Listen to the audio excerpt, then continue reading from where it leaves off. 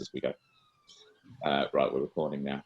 Right, good morning everybody, thank you for joining. So we are here to talk about people with disabilities and how their lives will be impacted by Brexit, which is almost upon us, and how they've already been affected by the legislation for coronavirus, and how that has changed people's rights and protections and the services and support that's available to them.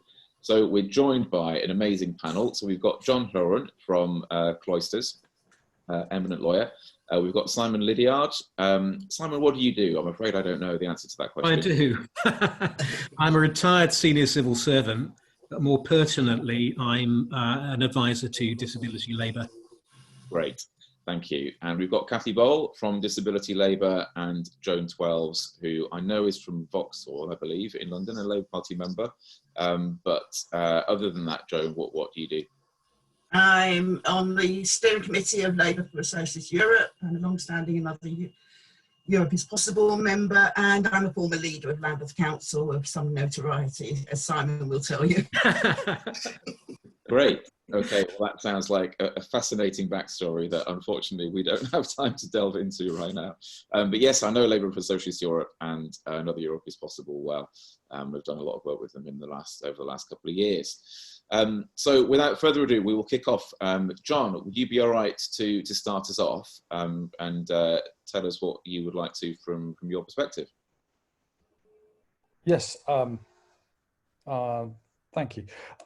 I ought to just tell you in 2 minutes who I am. Obviously, I'm a long-standing member of Cloisters Chambers. I had a stroke on the day before the millennium, and that changed me from a normal, inverted commas, white male, middle class, public school, Oxbridge barrister, which are very, very, I mean, that's the way that a lot of them are, to suddenly experiencing myself what it was like being disabled. And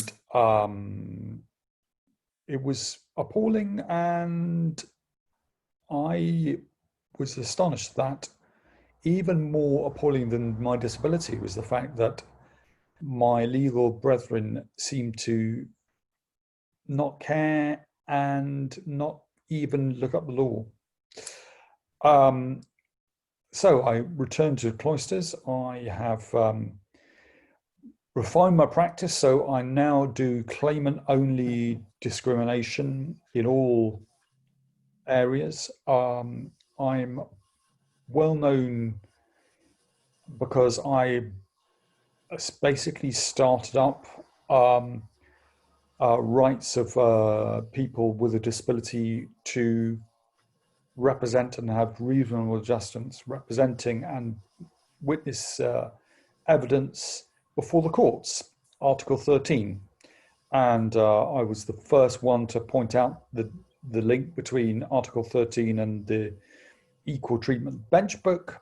And my proudest moment is the fact that belatedly, and we're talking 16 years belatedly, the president of the Employment Tribunal issued guidance about vulnerable people. And I say 15 years because, or 16 years, because that was how long the Judicial Studies Board, i.e. the publishing arm of the judiciary, had produced this Equal Treatment Bench Book, but not a judge had actually looked at it.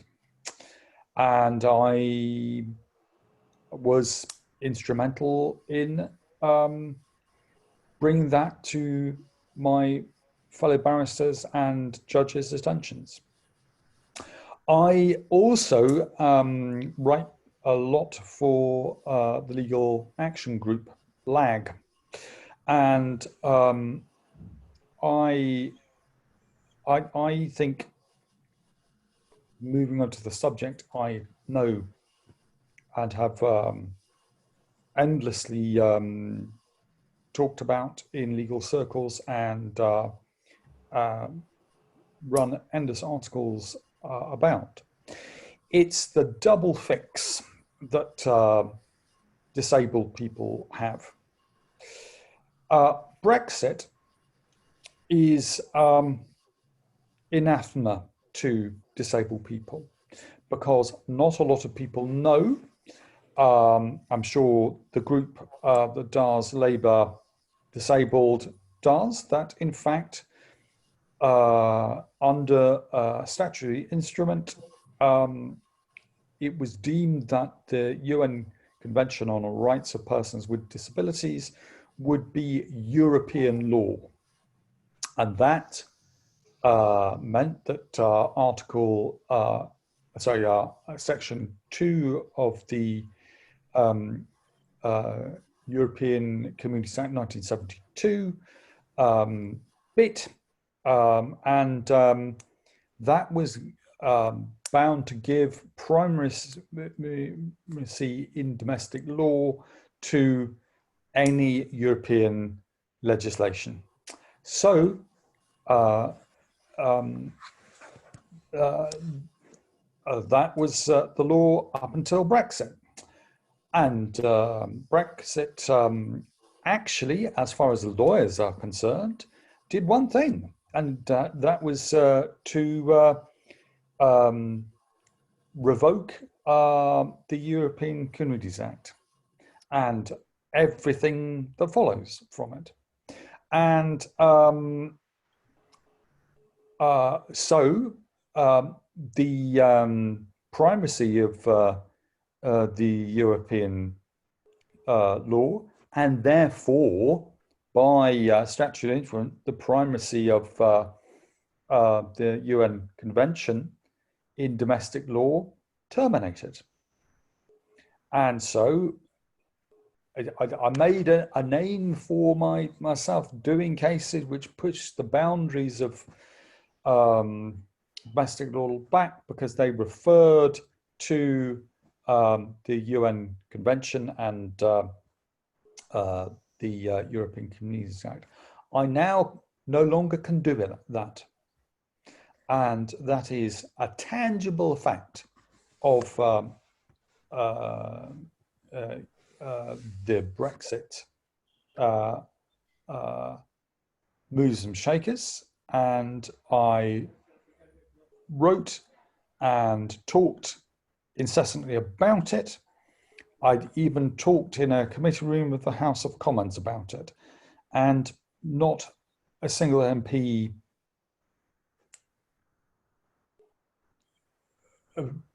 either gainsaid it or said, yes, that's right.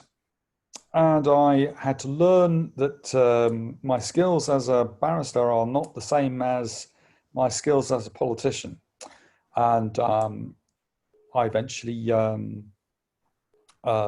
did some good by teaming up with David Lawrence, who's the CEO of the Disability Law Service. And so in the last Prime Minister's question time,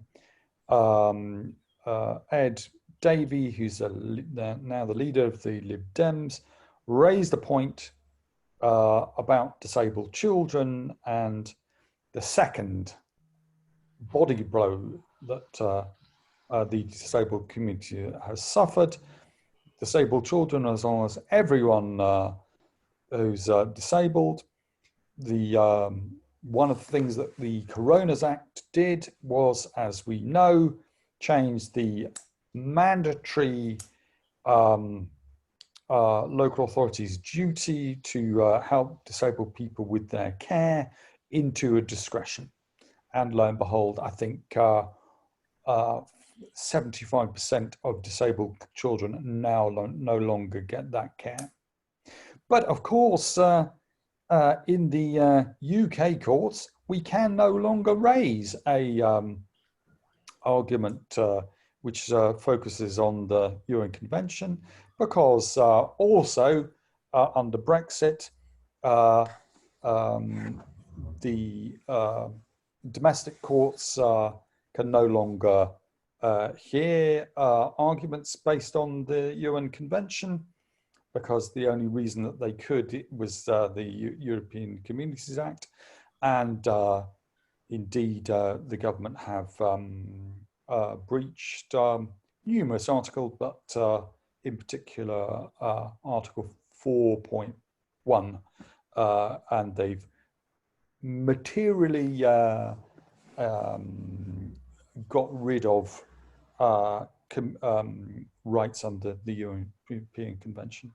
It makes me mad, and it makes me so mad that I thought seriously and have acted on becoming a member of the Labour Party, because it is clear to me that I've been making the point time and time again for 2 years, and no one in the Conservative, and frankly no one in the Lib Dems will get behind me, and I know that Labour supporters do get behind me. So I'm a new Labour Party member. I'm very keen to join your disability group. I'm keen to train and so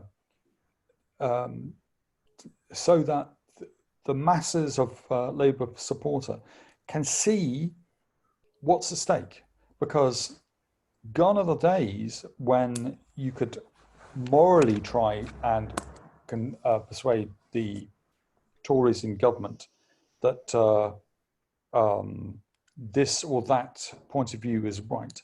You, in my point of view, you need to say you're in breach of international law.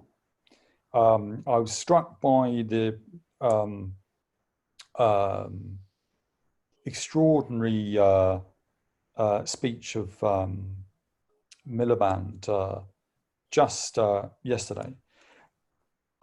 It's not the first time, and we're missing a trick in opposition if we don't say at the outset that morally, absolutely, of course, disabled people need all the help that we can get, but that's not the point. This government is breaking international law and has since they put through the various Brexit legislations, and that's scandalous. And I want to see that sort of on the top of the agenda for all MPs and all active party members. So sorry for that was rather long, and now you know, and that is all I have to say. Unmute myself. No, that's totally fine, John. Thank you so much. That was it's really good to hear from you, and also highly concerning. But unfortunately, that's kind of the framing of this conversation. But hopefully, we'll be able to improve things through the party in the future. So, Kathy, could we come to you, please? Be great to hear from you and hear your perspective and Disability Labour's perspective. Sure. John will take you with open arms, and because a lot of what you've been talking about is exactly what the problem is for disabled people. The fact is that when Cameron launched this debacle towards Brexit, a vote for Brexit, and the fact we should be able to rule ourselves kind of thing,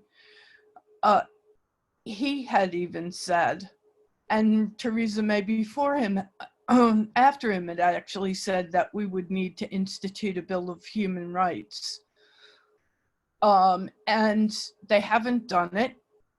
And I wouldn't trust Boris Johnson with a burnt out match, much less giving me my rights under a Bill of Rights. And I wouldn't trust any of the cronies that he has put into his cabinet to do that either. The fact of the matter is, whether people like it or not, disabled people and those who kind of for, you know, the other people that fall into the category of being quote unquote vulnerable, that could be elderly people and children, as well as disabled people, are the ones who are going to pay for this in the long term. We've seen what's happened with coronavirus, with how isolated disabled people were and not being able to get some medications because they couldn't go out and get them, and trying to organize somebody to do that. If you didn't have a family who could, you know, support you, you were up the creek. So one of the things that I have been extremely anxious about is the fact that that nobody who is talking about what happens to Brexit, and there's very little of that going on now. I mean, periodically you hear trade mentioned, but it doesn't say anything about how that negotiation is going.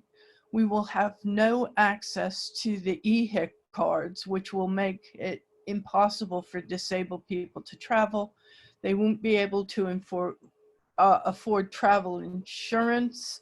So that basically isolates people. And I know that Joan and Simon are both going to talk about how those things affect the things that we need to live. And more people are going to die. As soon as we exit from this, you know, we're already 3/4 of the way out. Once we don't get a trade negotiation through, we have no trade deal. They have no reason to give us the same prices on the medications that we have now. We will have problems with getting those medications from Europe. And Donald Trump, if he's reelected, has no interest in anything but allowing our national health system to be bought up by pharmaceutical companies and insurance companies in the states and sold down the river. So, I mean, this is the most important fight we have, because if you don't care about your children and your parents of a certain age and people with disabilities, this is a moral issue. And it means that if people don't act, people are going to die, full stop. And I think we have to stop pity-patting around the edges with this. And every time I get in front of a shadow minister, this is exactly what I'm saying all the time. So that's my opening gambit.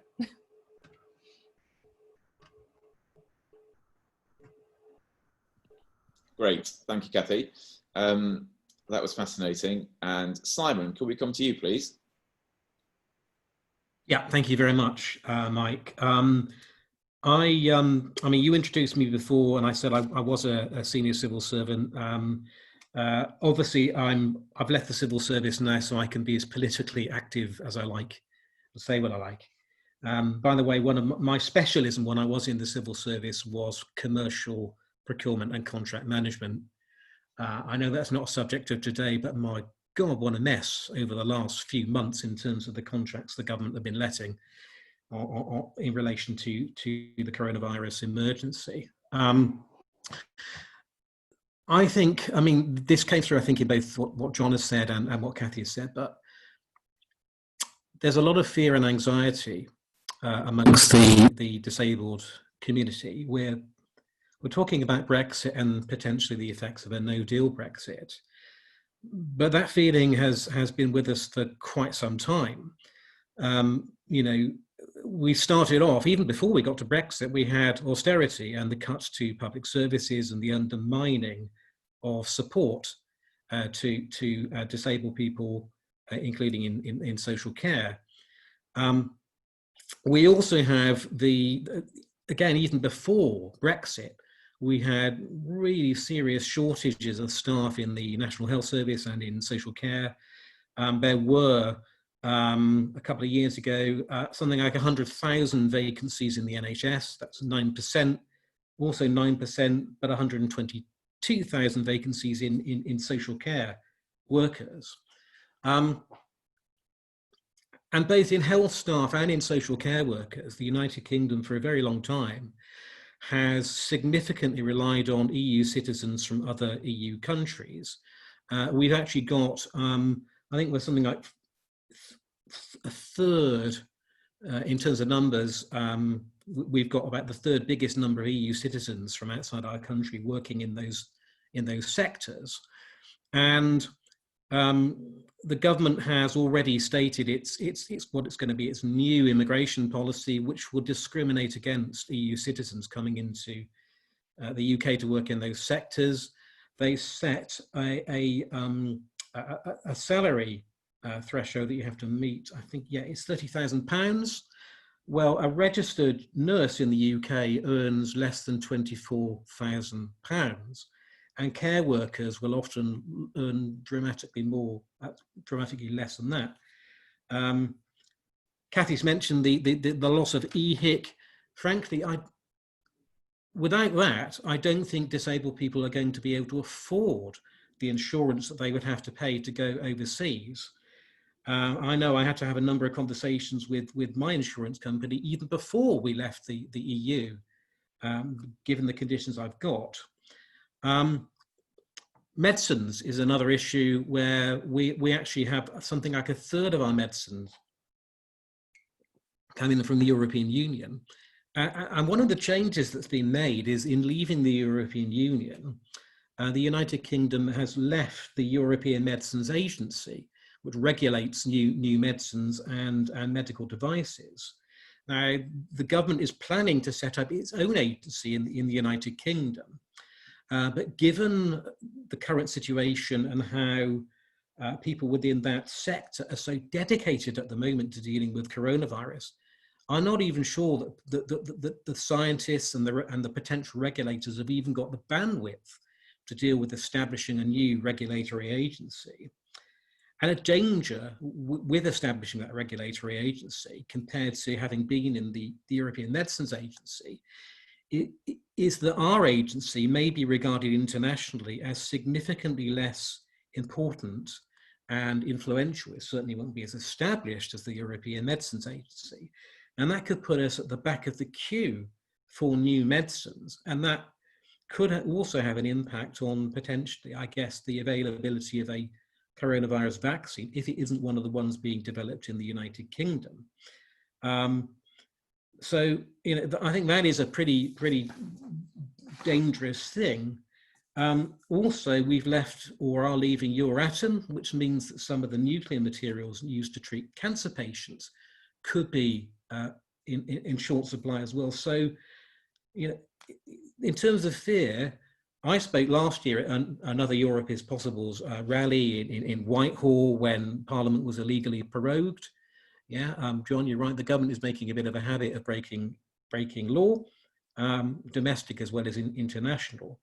And I spoke then about the fear I had. I mean, I won't tell you how many medications I take a day, but it's a reasonable amount. I'm also a carer for my sister who takes medications, and I know certainly that some of the medications I was taking and that my sister takes were on the list that the government identified already as potentially being in shortage were we had to have had a no-deal Brexit last year.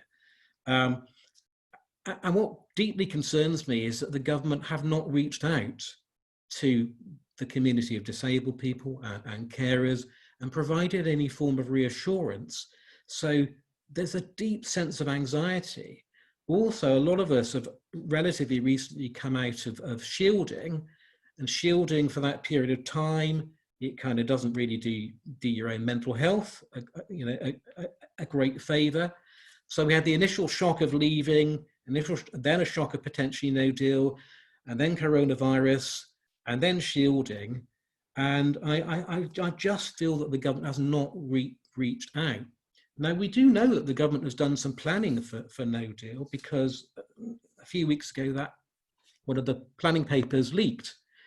And in the government's own planning, and this is what I think they call it a reasonable worst case scenario. So, you know, it doesn't say this is going to happen, but they think what could happen in the event of a new deal is that around about 20 local authorities could go bust, and that has a direct impact on the provision of social care. They think the economic impact of both the virus and Brexit could cause public disorder and result in shortages of food, medicines, and price hikes. They've already put 1,500 troops on standby should there be public disorder. And, you know, the story is moving by the day, but social distancing, and it will be tightened up again today, we understand, is going to carry on into next year, whatever happens.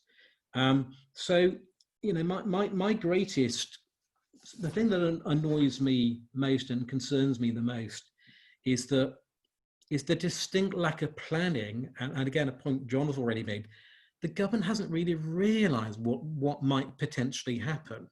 And we now have the perfect storm of a potential no-deal Brexit and the coronavirus at the same time.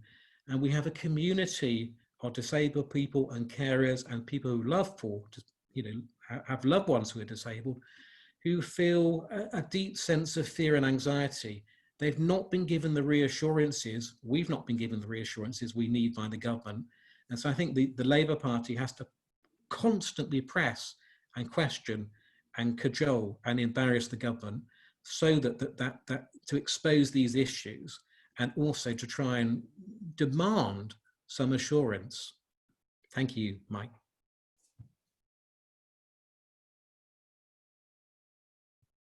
Great, thank you, Simon. That was fascinating. And then last but very much not least, we will come to Joan. And then just for attendees, once we've heard from Joan, I'll have a couple of questions for our guests, and then we'll come to questions from you. So if you have questions for a particular person or for the panelists generally, then please put those in the Q&A box, which you should be able to see. And we'll get to those as soon as we can. So thank you, and thank you, Joan. Right, thanks, Mike.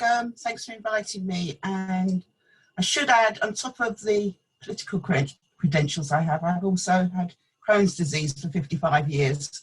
So I'm quite an expert on disability. Having been living with it all my adult life in one way or another. Although most of my life, I very rarely talk about it and tell people about it. Simon touched upon the Tories' ability or inability to plan for anything in any coherent way. But did you see the story last week about the Serco testing centre in Kent, which has been shut down to make way for a lorry park? It really does epitomise everything about the Tories' ideological worldview, doesn't it? Not only does Brexit take priority over fighting COVID, but they're obviously planning for a no-deal Brexit. That's the only bit of planning they are doing in any coherent way or incoherent way. The whole area around the Channel Tunnel is to become one great swathe of concrete and diesel fumes as customs checks and tariffs are imposed on all the UK's imports and exports to and from the continent. And that will include the import of medicines and medical equipment and appliances depended on by so many people with disabilities and chronic illnesses. A proportion of the population now increased by those suffering the long-term effects of the virus. The government was warned by the pharmaceutical industry back in June, not only about the need to stockpile critical medicines needed to treat COVID, but that a no-deal Brexit would lead to congestion at Dover and Calais. It's the route taken by 90% of the drugs coming into the UK from the EU, and there's hardly going to be a situation where they suddenly all get manufactured in the UK. All medications are currently covered by a range of EU regulations to protect our safety. Less red tape. Even if there is a last-minute deal, drug companies are having to work through a myriad regulatory changes before they can continue to put drugs onto the market after the 1st of January. That means those drugs will not be available if they haven't gone through all those regulations. I use a range of appliances manufactured across Europe. When we last faced no deal, and I've forgotten how many times this has come up at the end of every year, I asked one of the manufacturers about continuity of supply, and they replied, "Oh, don't worry, we built a new warehouse." my reaction wasn't, I wasn't worried. It's what an every waste of money and effort and everything else you didn't need to do. And that's what companies are having to do, along with all the problems of COVID and everything else and people not being in work. Somehow they're meant to be sorting all this out. We can be under no illusions that any kind of exceptions or quick one-off side deals will be done for drugs. Maybe for one or two of the COVID-related ones, but certainly not for the everyday ones. I say everyday not because they're ordinary, but because many of us take them every day, often many of them, many times a day. As Simon mentioned, the Tories couldn't wait to leave the European Medicines Agencies. Despite the transition period and the pandemic, the UK has had no representation on that agency since February. We saw how British exceptionalism led to a refusal to join the EU procurement schemes for PPE. Our brilliant scientists, doctors and researchers will continue to work with European colleagues, but without any political support or access to research funds and progress. Programs like Erasmus, which is a major training ground for students and gives them scope to actually learn their skills and work across the European Union. And that's just supply. I haven't even mentioned price. I'm on a drug that costs over £2,000 a shot. Does anyone believe Big Pharma is going to suddenly stop screwing the NHS from maximum profits if World Health Organization tariffs are then slapped onto drugs and medical equipment? They will all be costing more. And I think we can add Brexit to the long list of Tory schemes for destroying the NHS, even before they hand it over to the US health system as part of a US trade deal, if they ever get one. So what do we want Labour to do about it? That's the big question, isn't it? Labour's always been bad at challenging the Tories and on an ideological basis. They haven't done it on COVID. It's not incompetence which has led to policies such as herd immunity, contempt for those using and working in social care, or privatisation of the whole system. I believe there's a report today that says these moonshot jabs are actually only going to be available if you pay for them. I haven't read the article, but it's a link in Labour list to the eye. And it's obviously something we need to make a lot of noise about. Privatisation has gone all the way through everything they've done on COVID. And we have to keep that's not incompetence. That is a very, very competent plan. And that's ideology. And that's what has to be challenged. And that's what Labour has to challenge. I can understand politically good reasons to talk about incompetence. They are incompetent. But we have to take it that much further and really challenge what they're doing. Labour similarly rarely did it on Brexit, actually challenging it at an ideological level from the very, very start before the referendum, because the challenges over Brexit continue and they're not about whether or not there was a second referendum or not. They're about the basis of the whole thing, which is an inherently right-wing nationalistic, anti-internationalist project.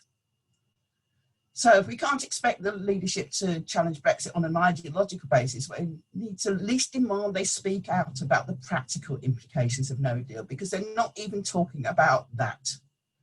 We're talking about something that's happening in a couple of months' time, and there's not a whisper from the leadership, not mentioned in the leader's speech this morning. And that has a major impact for those of us on drugs and those of us with disabilities and chronic illnesses, because that is one of the really big practical implications of what will happen with a no-deal Brexit, as we've been discussing. It's of course no surprise that a right-wing racist party should also repeatedly dehumanise and other people with disabilities, and now totally forget about those of us who've been shielding in their kind of new diktats of what's going to happen. They haven't said a word since they told people to go back to work on the 1st of August. Not a word about it. And we need to actually keep challenging that, remind people about it. And Labour really, really, despite the efforts of an awful lot of people, and particularly local councils, I will give them a lot of credit for what's been happening on the ground, but they have to be better than they have been so far and really, really keep challenging. Because it won't just be toilet rolls and pasta, which will be running out for those of us whose lives depend on drugs and equipment, which can't be stockpiled or delivered by the supermarkets or in a food parcel.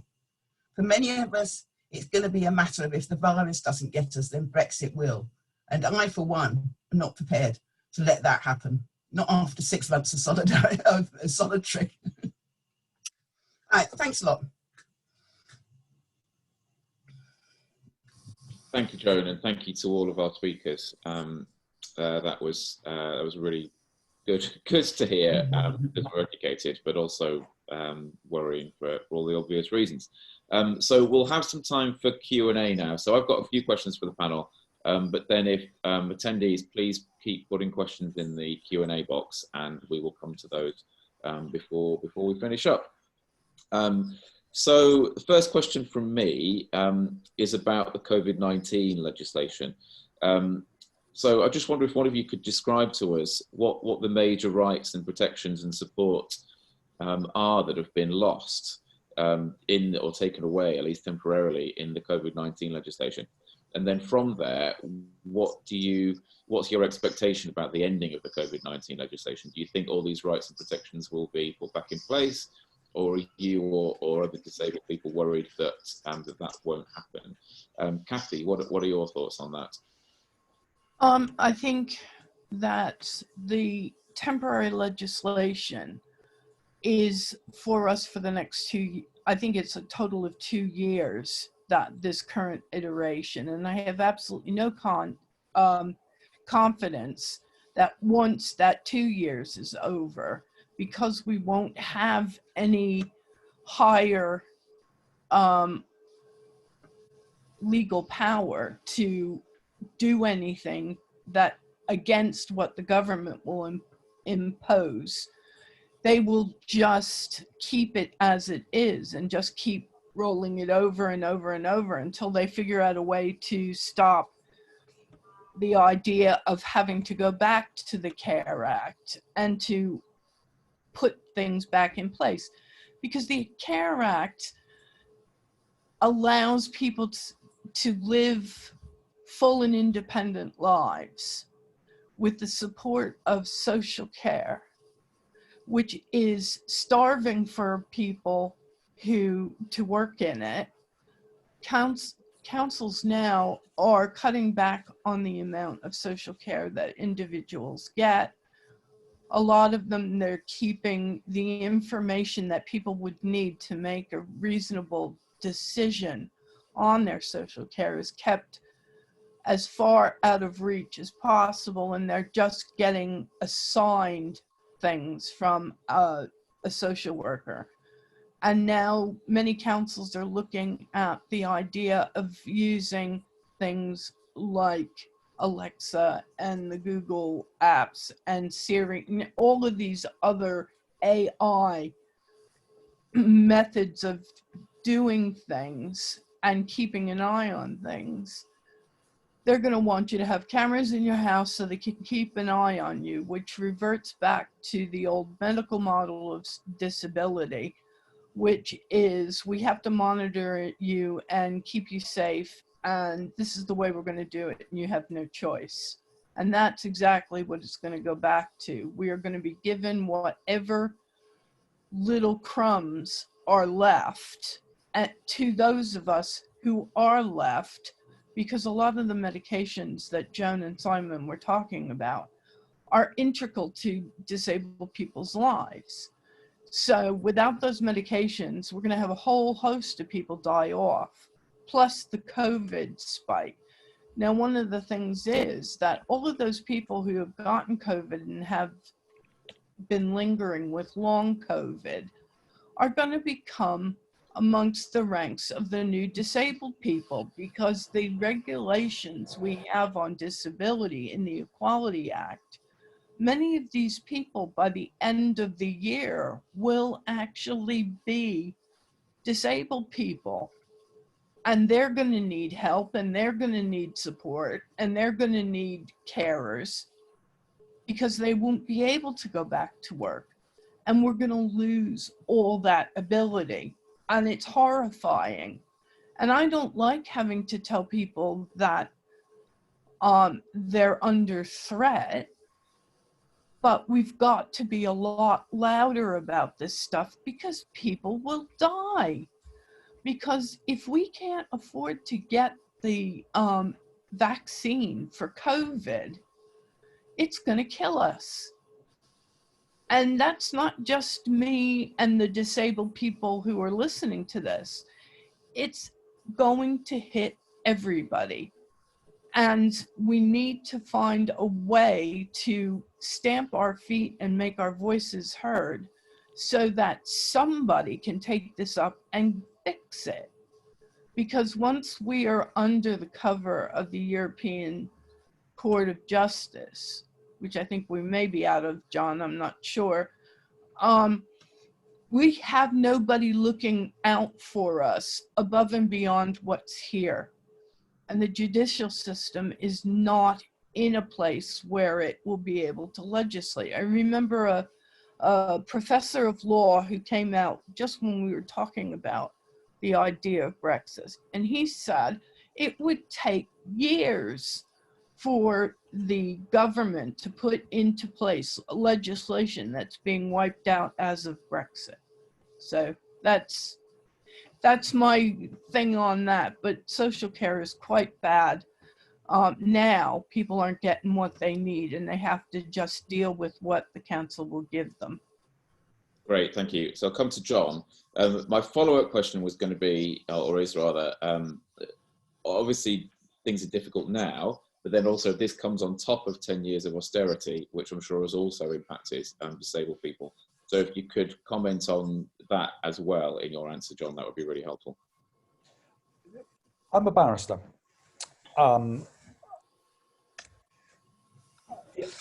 I regard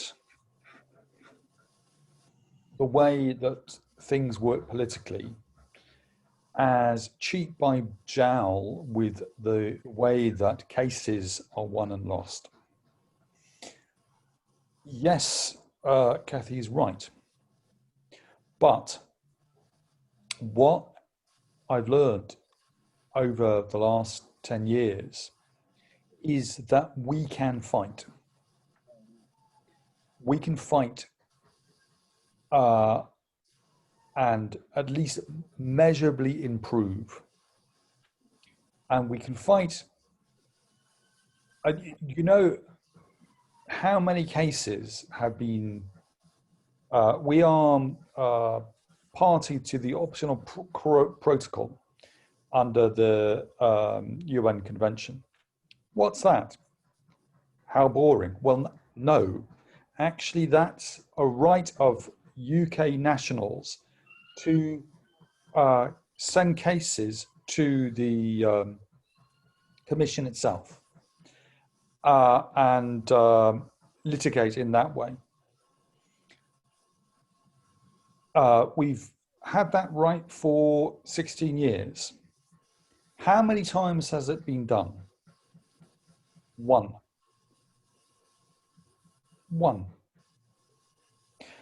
Not only am I convinced that we need to mount at least a case which highlights these things, not the fact, I agree with Kathy that morally it's unacceptable. That's not the language that the Tory party care much about. What they do care about is international condemnation via a case.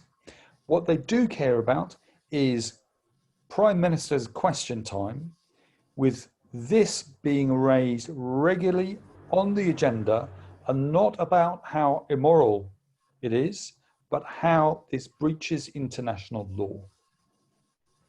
I've already said in my advice, I was the lawyer that Ed Davey was talking about when he asked this question. Not only are we talking breaches that have this government have been responsible for since the Brexit Act. But we're also saying that they breached it under Article 19 and 28 in the Coroner's Act. So, yes, that's morally outrageous, but the Tory party will only hear it if they're breaking international law and they have a disabled population who are prepared to fight it as far as the international courts. And it's not so many cases that will change the Tories' view about whether the disabled community is a soft touch or not.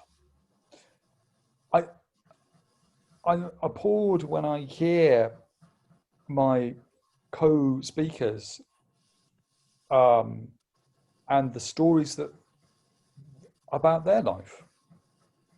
And it's only going to get worse. But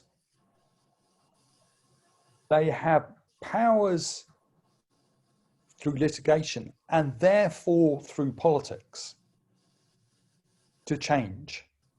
And they have powers as members of the opposition party. It's not all doom and gloom. I think the powers that one disabled individual can bring to bear. I mean, I know because prior to my 3 cases, there was no mention of the Article 13 of the European Convention and disabled people's right in court, reasonable adjustments to the court process. That was just not mentioned by lawyers. And through 3 cases, I put it on the map, so much so that the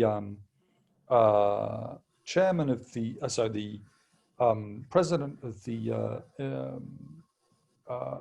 employment tribunals has issued a 50-page note of guidance for individual tribunal chairman.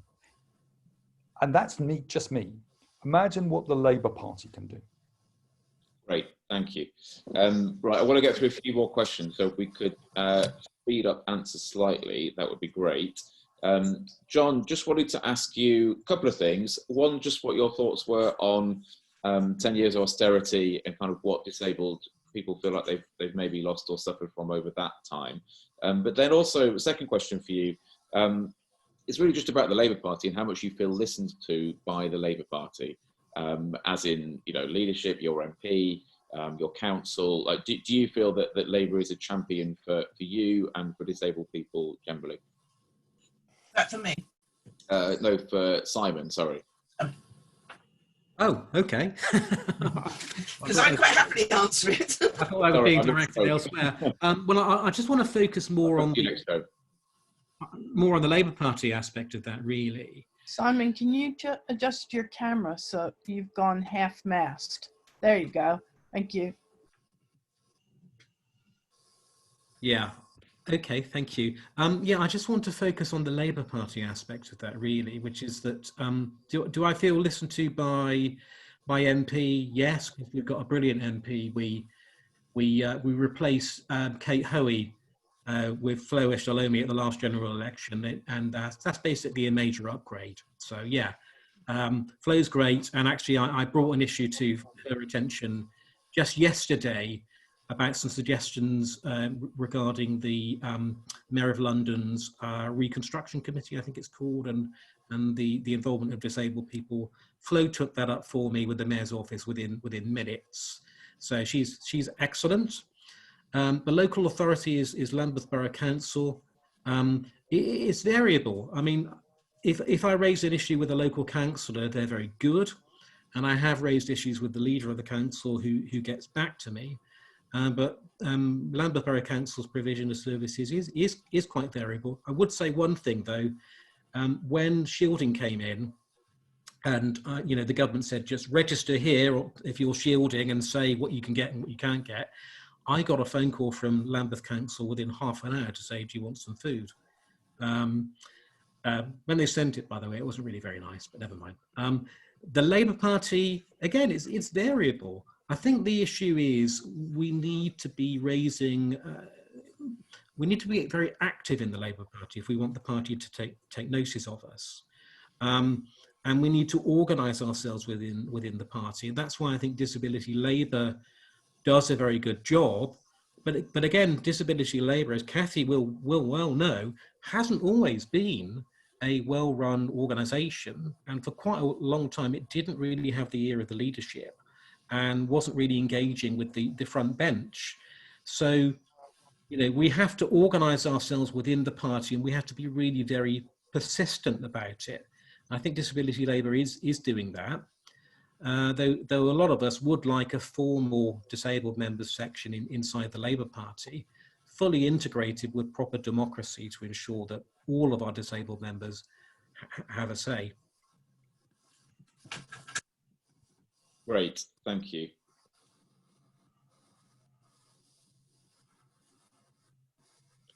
Sorry, I was just checking when the next webinar started because I didn't want us to get thrown off the Zoom. We're fine, I think. So, question for Joan. Then after this, I'll come to the questions from the audience attendees in the Q&A box. We'll go a little bit over 12 because we started late, but we'll definitely have finished up by definitely 10 past at the latest, and possibly a little bit before. But if people need to get off to another event, that's completely fine. And sorry for starting late. Question for you, Joan. It's just about public opinion, really, and public awareness. Because my guess is that most of the public still sees Brexit purely or largely in terms of trade and Nova and ports and supply chains and tariffs and so on and so forth. I think there's very little understanding of the rights that all of us lose because we're losing our EU citizenship. But I think there's probably even less understanding of the rights and support that disabled people lose. So what do you think we can do about that? Like, how do we communicate to the public this is happening and why it's important? And what do you think maybe the top 2 or 3 things are that we should be trying to get out there and into the public sphere? Yeah, it's quite tricky. I mean, I found it really distressing the whole way it has solely been about the mechanics of it. I think there was during the leadership campaign, there was somebody who I can't remember who.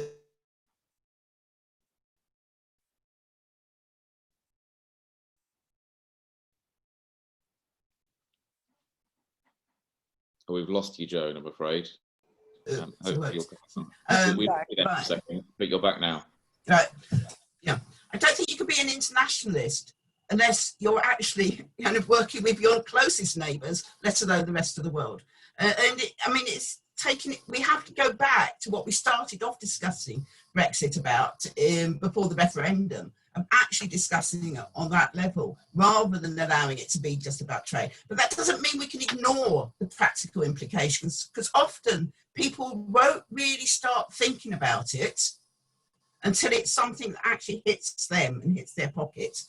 I don't think people are going to actually think about it until they find that they can't get travel insurance and that their mobile phone roaming charges go through the roof. They won't even think about it until next summer, and they'll think, oh, we're allowed to escape and go to Europe. Oh dear, it's costing us a lot more. But I mean, the Tories are going to use COVID to hide all that, aren't they? They're going to use all the complications of COVID to hide what the actual effects of Brexit are. And I think that's actually our challenge, is to say, yeah, some of this is COVID, but actually this would not be happening if we were still working with partners across Europe. I mean, the whole fiasco in PPE was a very, very good early example of that, but it needs to be rubbed in. And it's not going to be really until people see that really selfish thing of they suddenly can't get things. And that's my big worry. Can I just go back on your other questions a bit? Of course.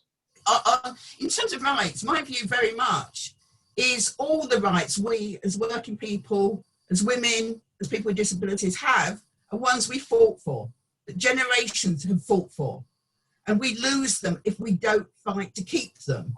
So we have to turn that round. We're going to actually have to keep fighting. And you use every tool available, whether it's what Deepak people were doing a lot 2 or 3 years ago, chaining wheelchairs to buses outside Downing Street, whether it's using all the channels within the Labour Party, whether it's using trade unions. I'm a member of Unite Community, which is very much the part of the trade union movement, which will take up issues around unemployment and benefits. Because it seems to me there's two big structures that most affect disabled people in their lives, one of which is clear, and this is where austerity has come in from the start, and privatisation, which is, they go hand in hand.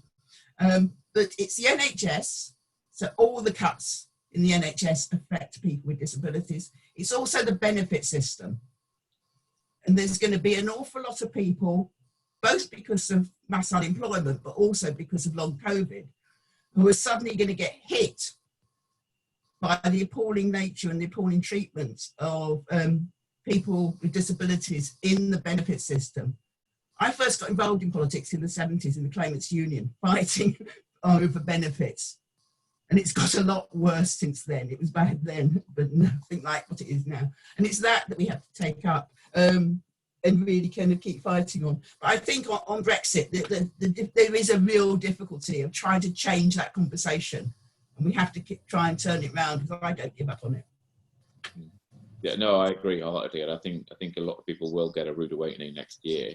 And you're right, the government will try and hide it under coronavirus, but there are lots of things they won't be able to hide, because Brexit is happening on 1st of January, and that's going to shut down trade, and there'll be massive queues in Dover. And the public are wise enough and aware enough to realise that that's because Brexit's happening, because coronavirus won't have caused that for the prior 10 months. Sorry, Kathy, go ahead. Then I need to move to take the questions in the Q&A. No problem. I would just say that every time the trade was going to get into the public sphere, the Tories had another crisis. I mean, the last one being that Boris can't afford a nanny for his new child. And it's stuff that goes into like the Sun and other tabloids that keep people distracted from what's really going on. So that's all I wanted to say. Great, no, that's totally fine. Right, we've got some questions in the Q&A box, so we'll take those, and then we'll have to finish up because of the time. But just the first one from an anonymous attendee, more of a statement than a question, saying that comment on the Medicines Agency, that they already have regular meetings on licensing equivalents with regulatory agencies in the Americas, Asia, and so on, to establish the same high quality testing and licensing safeguards worldwide, and that the UK has gone out on its own. And we seem to be wanting to go on our own on pretty much everything and establish our own regulations and standards and so on, which will go nowhere, because then no one will buy our stuff. So I think we will get a rude awakening on that one as a country, or the government will. And then a question from Janice. Many aids used by disabled people come from Europe. In the long term, should we see this as a business opportunity, or focus on the short-term crisis that unavailability or higher cost of aid will generate? Simon, what do you think about that? Well, I think the thing is, it's going to be 50% of the medical devices used in the UK come from the European Union. And there's going to be a big shock in the event that the new creation, the government's new creation, isn't able to immediately get to grips with the licensing of new medical products. We'll have, as I said before, less access to what's manufactured in Europe, potentially. We'll also be slow to get new medical devices. And in terms of kind of manufacturing or industrial strategy or capability, it's going to take, if the United Kingdom is going to take a view that it needs to build a manufacturing base, and I don't think that's really a bad idea at all, I think it's a good idea, that's going to take a considerable time to do. And as you just implied as well, Mike, even if we did that, if we've got our own regulatory authority, which is not directly linked to the EMA, it may take some considerable time to convince other regulators that our manufactured goods are suitable for use elsewhere. So we will, even if we start to build that capability, it's going to be a very, very long time before it becomes a real competitive advantage. if ever, to the United Kingdom. I mean, I think a lot of from my understanding, a lot of manufacturers in other sectors are going to ignore what the government says anyway and carry on manufacturing to European standards if they already sell into Europe, because that's the only way that they will be allowed to sell into Europe.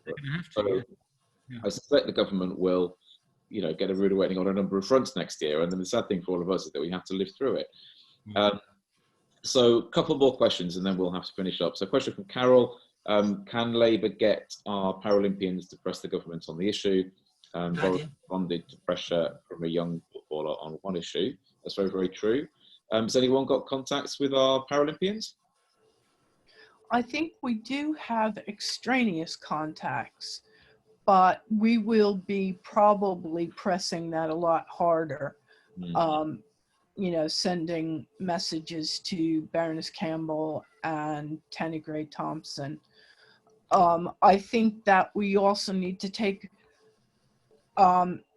use the contacts like John, who knows the legal system and knows some of the bigger players, to kind of create a side organization that we start talking about these things, because often if we at least have a solution in mind, people have a more tendency to listen to the problem if you can suggest a way forward.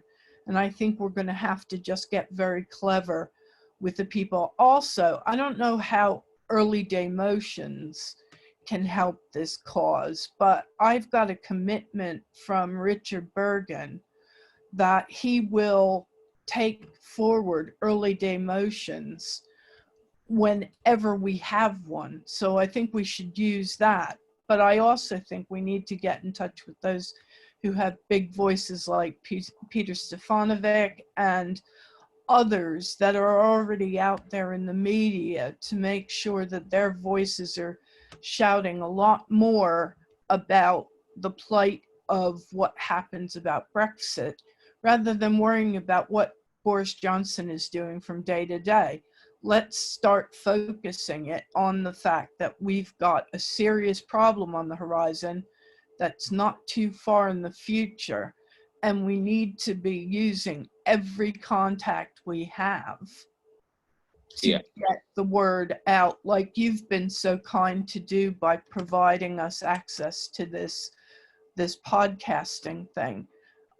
That is the kind of thing that I think we need to be doing alongside other stuff. Great, thank you. I agree. Right, we need to finish up, but just final question from Ben, which I'll answer, is what would be the best way to highlight to people that the negative impacts of Brexit are a result of Brexit and not the coronavirus?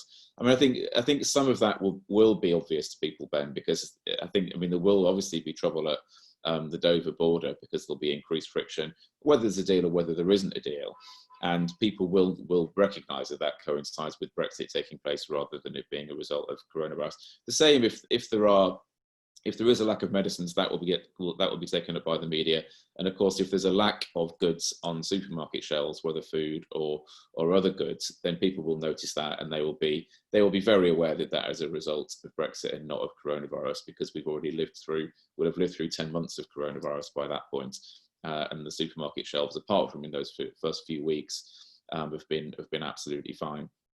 So I think some of it will be obvious, but some of it will need to be taken up by the Labour Party. And I think we all need to be speaking to our respective parts of the Labour Party to ensure that they do that. And it needs to be taken up by the media. And any of us with links to the media need to be making sure that they do that job. And we need to be asking them to do that job as well, contacting them when we know about things. So you guys will know about things that affect disabled people, which I won't know about. And you need to be contacting journalists and media. And if anybody needs any help with that, I've got lots of media contacts. So do feel free to get in touch at any point. So last thing to say is thank you so much to our panelists for all that you said. And I know we could go on for much longer, but we'll have to draw it to a close there.